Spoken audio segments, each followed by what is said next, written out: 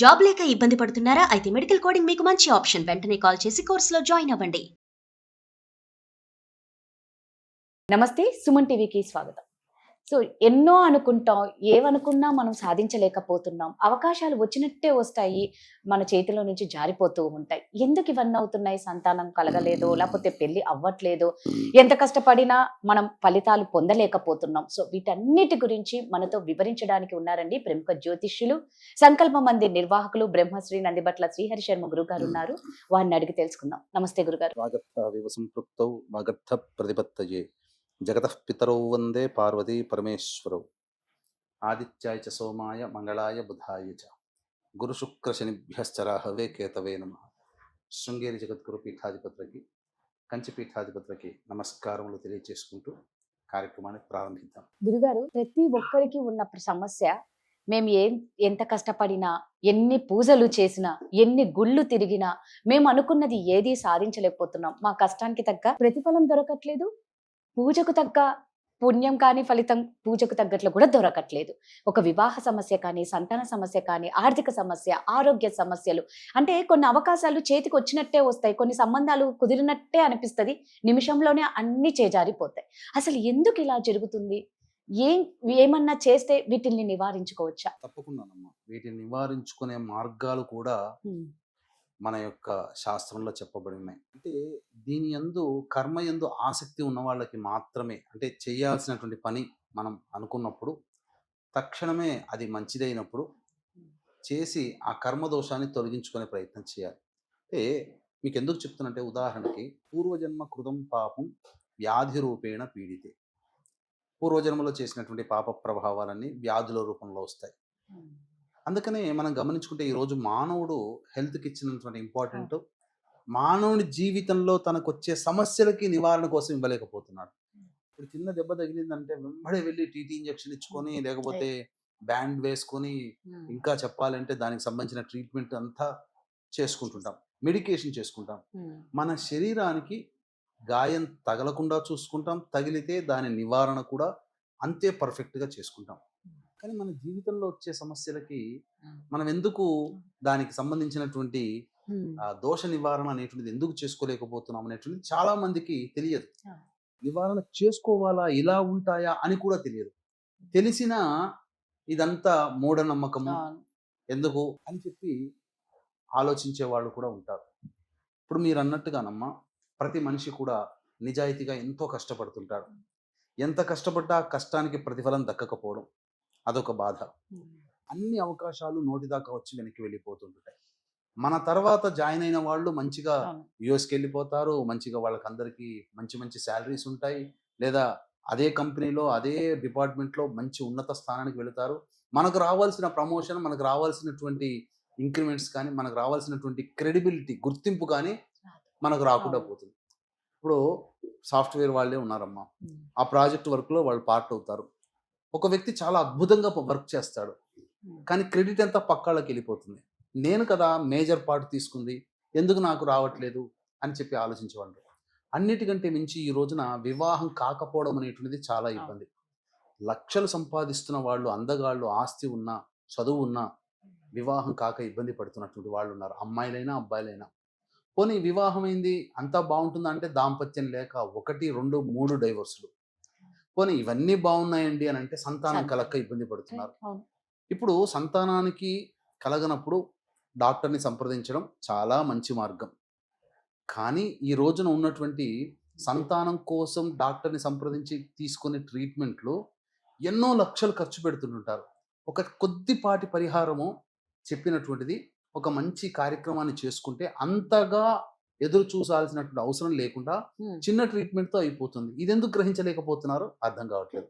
అంతేకాకుండా నిజాయితీగా ఎంత కష్టపడ్డా సమస్యలుగానే ఉంటుంటాయి. అన్నిటికంటే మించి ప్రశాంతత లేదు.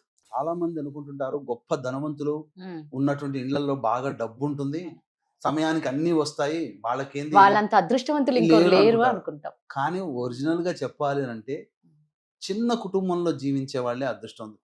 సమయానికి తిండి తింటున్నారు, సమయానికి నిద్రపోతున్నారు, సమయానికి కోరిక ఉంటే చక్కగా సినిమా చూస్తున్నారు, గుడికి వెళ్తున్నారు, మంచిగా చక్కగా ఎంజాయ్ చేస్తున్నారు, హ్యాపీ లైఫ్ని లీడ్ చేస్తున్నారు. వాళ్ళ ఇంట్లో ఏముందమ్మా, ఎప్పుడు సమస్యలే, పేరుకే ధనం, కానీ ప్రశాంతత లేని జీవితం. అన్నిటికంటే మించి మానవ సంబంధాలు లేవు. చాలా కుటుంబాలలో ఈ రోజున ఇప్పుడు ఇబ్బంది పెడుతున్నారు. గుర్తుపెట్టుకోండమ్మా, ఇప్పుడు ట్రాన్సిషన్ టైంలో మనం ఉన్నాం. 2025 నుంచి 2032 వరకు ప్రతి మానవుడి జీవితంలో ఈ రకమైనటువంటి సమస్యలు అనేటువంటివి ఉంటాయి. ఇప్పుడు చెప్పుకునేటువంటి సమస్యలు. వీటికి గల కారణం ఏంటంటే ప్రధానంగా పంచశాప ప్రభావాలు. ఈ పంచశాప ప్రభావాలు ఏంటి? స్త్రీ శాపము, గురు శాపము, దైవ శాపము, సర్పశాపము, పితృశాపము. ఈ 5 శాప ప్రభావాల ఫలితము మానవుడు ఈరోజు సమస్యలు ఎదుర్కొంటున్నాడు. కాబట్టి దేని యందు కూడాను సంతోషాన్ని పొందలేకపోతున్నాడు అని చెప్పవచ్చు. మరి దీనికి నివారణ మార్గం లేదా అని చెప్పి అనేవాళ్ళు ఉన్నారు. అవును. నివారణ మార్గం ఉన్నది. ఎందుకంటే రేపు ఏప్రిల్ 17వ తారీఖు రోజున రవి మేషరాశిలో ఉంటాడు. అమావాస్య అయింది, చైత్ర అమావాస్య అయింది. ఇది మనకు శాస్త్రంలో చెప్పబడినటువంటి, గరుడ పురాణంలో చెప్పబడినటువంటి మాట ఏంటంటే, చైత్ర అమావాస్య రోజున రవి మేషరాశిలో ఉండగా ఎవరైతే ఇలాంటి దోష ప్రభావాలతో ఇబ్బంది పడుతున్నారో వాళ్ళు గనక పరిహార క్రియలు గనక పాటించుకుంటే తప్పకుండా ఆ పితృదేవత అనుగ్రహము, ఈ పంచశాప నివృత్తి కలిగి వాళ్ళ జాతకంలో చాలా మార్పులు చోటు చేసుకుంటాయి. ఈ పంచశాప ప్రభావాలు మన ఇంట్లో ఉండగా మనం ఎన్ని పూజలు చేసినా, ఎన్ని ప్రయత్నాలు చేసినా, ఎంత దేవతానుగ్రహాన్ని పొందడం కోసం చేసినా అవన్నీ ఇంటి గేటు ముందు దగ్గరనే ఆగిపోతాయి. ఇంట్లో తిష్ట వేసిన ఈ దోషాలు తొలగిపోతే అప్పటి వరకు మనం చేసుకున్నటువంటి పుణ్య ప్రభావాలు కలిసి వచ్చి పనులు జరుగుతూ ఉంటుంటాయి. అందుకనే ఈ పంచశాప నివృత్తి జరగగానే చాలామంది చెప్తున్నటువంటి ఎక్స్ప్రెషన్ ఏంటంటే, మాకు ఆనందంగా ఉంది, ప్రశాంతంగా, ఒక భారం తొలగిపోయింది ఇట్లా అని. మరి వీటిని ఎలా గుర్తుపట్టొచ్చండి? పంచశాపాలు ఉన్నాయా లేవా మనకి ఏంటి అని అంటే, మనకు జాతకరీత్యా మనకు జాతకం చూసి తెలుసుకోవచ్చు. లేకపోతే కొన్ని ఇన్సిడెంట్స్ మనకు జరుగుతున్నటువంటివి. అంటే ఏంటి? తండ్రి వైపు, భర్త వైపు 6 తరాలు, తల్లి వైపు లేదా భార్య వైపు 3 తరాలలో దుర్మరణాలు. Road accident, fire accident, suicide attempt, నదిలో బావిలో పడి చనిపోవడం, ఇంట్లోంచి వెళ్ళిపోవడం, లివర్ ఫెయిల్యూర్, కిడ్నీ ఫెయిల్యూర్, క్యాన్సర్తో చనిపోవడం, 60 సంవత్సరాల లోపల కుటుంబ సభ్యులు ఎలాగైనా చనిపోయినా, అలాగే మందులకి నయం కాని రోగాలతో బాధపడుతున్నా, చెప్పుకొని రోగాలతో చనిపోయినా, నరదృష్టి, నరఘోష ఇలాంటి బాధలు, ప్రయోగ బాధలు తరచూ అవుతున్నా, ఆడపిల్లలే సంతానం. ఇక్కడ ఆడపిల్లని తక్కువ చేస్తున్నట్టు కాదమ్మా, మగ సంతానం వల్ల ఒక ముందుకు జరుగుతుంది, లేకపోతే ఆగిపోతుంది. కాబట్టి ఆడపిల్లలే సంతానం ఉన్నా, ఇంటర్ కాస్ట్, ఇంటర్ రిలీజియన్ మ్యారేజ్లైనా, అలాగే కుటుంబంలోని సభ్యులు మద్యం, మత్తు పదార్థాల వంటికి బానిసలే, కారాగారం అయినా, అలాగే శారీరక మానసిక లోపాలతో పిల్లలు జన్మించిన, ఇంట్లో గోడలు క్రాక్స్ వచ్చినా, నల్లాలు కొత్తవి ఎన్ని మార్చినా, వారం బాగుంటే తర్వాత బొట్టుగా నీరు కారుతూ ఉన్నా, జిల్లు పురుగులు, బొద్దింకల బిడద ఎక్కువగా ఉన్నా, తరచూ పెద్దవాళ్ళు కల్లో కనిపిస్తున్నా, పెళ్ళిళ్ళు కుటుంబంలో జరగకున్నా, అలాగే దాంపత్యం సరిగ్గా లేకున్నా, సంతానం కలగకున్నా, బ్రహ్మచారిగా కన్యగా చనిపోయినా, ఎవరైతే తమ పూర్వీకులు పిల్లిని కానీ, పాముని కానీ, స్త్రీ హత్య, గోహత్య, బ్రాహ్మణ హత్య చంపినా, కరోనాలో చనిపోయినా, ఎన్నో పూజలు చేశాం, మాకు అసలు భగవంతుడు అనుగ్రహించలేదు, దేవుడే లేడు అని చెప్పి బాధపడుతుంటారు. మేము ఎంత నరకయాతన అనుభవిస్తున్నామని తరచూ అనుకుంటుంటారు. లేదా వివాహం, వాళ్ళతో పాటు కొన్ని కుటుంబాలు వివాహం అయితే కొన్ని కుటుంబాలు బాగా జీవితంలో అభివృద్ధిలోకి వస్తాయి, కొన్ని కుటుంబాలు ఎక్కడ వేసిన గొంగడ అక్కడే ఉంటుంది. అలాంటి కుటుంబాలలో, అలాగే బాగా డబ్బు సంపాదించి ఒక అనాలోచిత నిర్ణయం తీసుకొని పూర్తిగా డబ్బు కోల్పోతుంటారు. అలాగే నరకయాతన అనుభవిస్తున్నామని చెప్పిన, మా యొక్క సంకల్పం నెరవేరడం కోసం అలాగే ఇల్లు కట్టుకోవాలనే కోరిక చాలా మందికి తీరకుండా ఉండిన, ఆస్తి గొడవలు ఉన్నా, ఇంకా చెప్పాలి అని అంటే అసలు ఎన్ని ప్రయత్నాలు చేసినా దైవానుగ్రహం లేదు అని చెప్పి బాధపడుతూ ఉన్నటువంటి కుటుంబాలైనా, ఇలాంటి కుటుంబాలలో ఈ యొక్క పంచశాప ప్రభావాలు ఉంటాయి. దీనివల్ల మానవుడు ప్రశాంతంగా ఉండలేడు. కాబట్టి ఇలాంటివి ప్రతి కుటుంబంలో ఎక్కడో ఒక చోట ఉంటుంటాయి.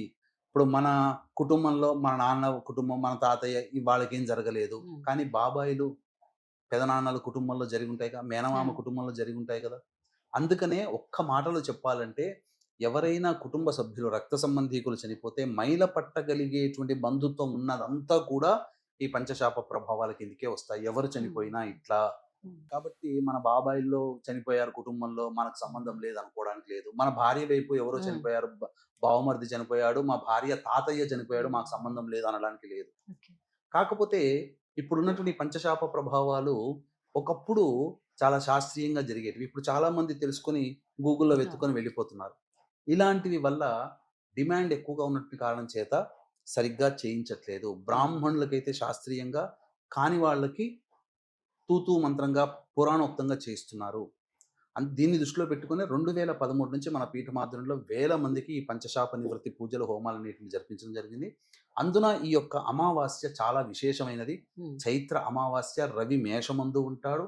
హ్మ్. అశ్విని నక్షత్రంలో ఉంటుంది. హ్మ్. ఆ సమయంలో మనం చేసినటువంటిది ఆ యొక్క పంచశాప నివృత్తి జరిగి పితృదేవతల యొక్క దేవతల యొక్క సర్పదేవతల యొక్క అనుగ్రహం కలిగి అతి శీఘ్రముగా వాళ్ళకి అనుకున్నటువంటి పనులు నెరవేరుతాయి. ముందుగా మనకు వైశాఖ పురాణంలో చెప్పబడినటువంటిది ఈ యొక్క చైత్ర అమావాస్య రోజున ఎవరైతే పితృదేవతల కోసం ఉద్దేశించి కార్యక్రమాలు చేస్తారో ఆ పితృదేవత అనుగ్రహం వల్ల వాళ్ళ సంకల్పం నెరవేరుతుంది.